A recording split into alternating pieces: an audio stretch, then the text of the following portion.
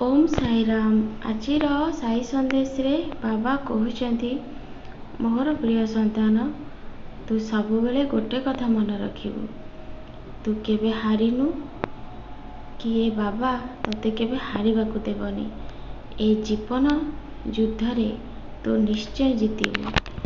तू सेतिकी निज उपरे विश्वास रख, आउ ईश्वर को उपरे सेतिकी भरोसा रख। सबू मु ठीक करदेवी।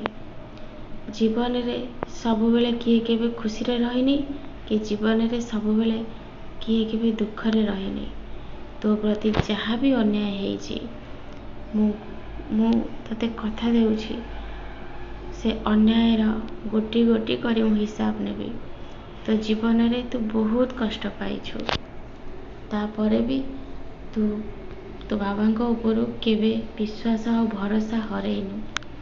सब बेले तू कहूछु बाबा मो जीवन रे जे चली जाइछि से फेरी आसु।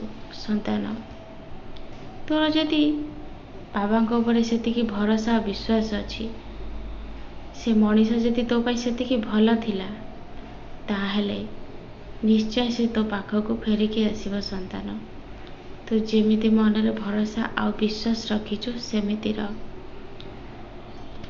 मनीष जेते बेले विश्वास रखी थाए, हाँ यही कार्यटा मोर निश्चय हेब, मो बाबा को ऊपर भरोसा विश्वास अछि, ताहले से कार्य तार निश्चय हेइ थाए। संतान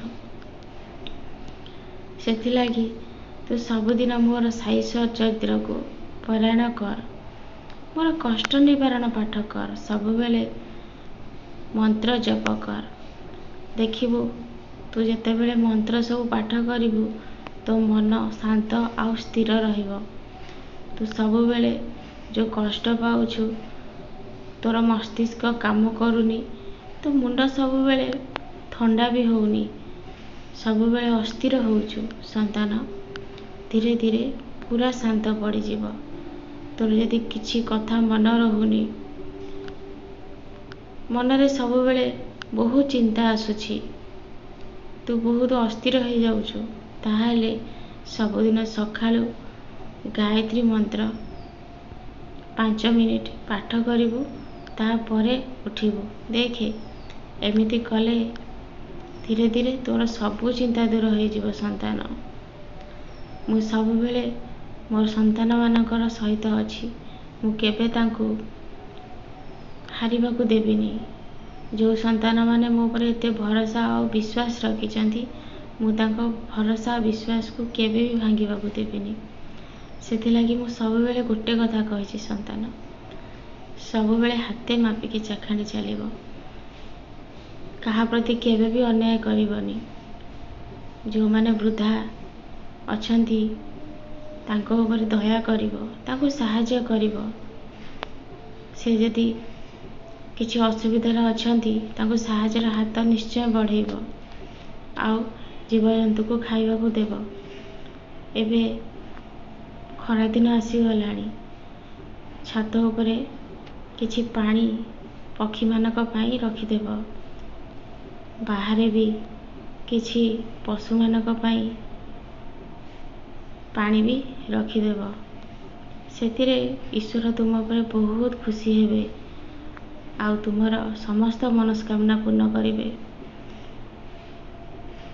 मो आशीर्वाद सब बेले तुम ऊपर अछि। संतान आ मु भाबुछि मो संतान माने एमिति कार्य करंतु जे समस्ते मो संतान मान को आशीर्वाद दियंतु, आ मो संतान माने सब बेले हस खुशी रे रुहंतु। मो संतान माने केबे भी क्रोध करिवेनी। जेते दुख आसु तांको मुहरे जेमिति हस फुटुथिबो, से हेबो मोर प्रकृत संतान। तुमर जो कार्य हेउनी अटकी रही, संतान तुमे मोर साई कष्ट निवारण मंत्र को 21 दिन पाठ कर। देखिबो तुमर से कार्य भी पूर्ण हो जीवो। तुमे जाओ एबे तुम कार्य रे लागी पड़, मन को केबे छोट करनी, आखिर लुह पोछि दियो। मु अछि ए गोटे कथा कहिबी, मु सब बेले तुम सहित अछि। संतान मो आशीर्वाद सब बेले तुम ऊपर अछि। बहुत हस जीवन रे, बहुत आनंद खुशी रे रुह। संतान।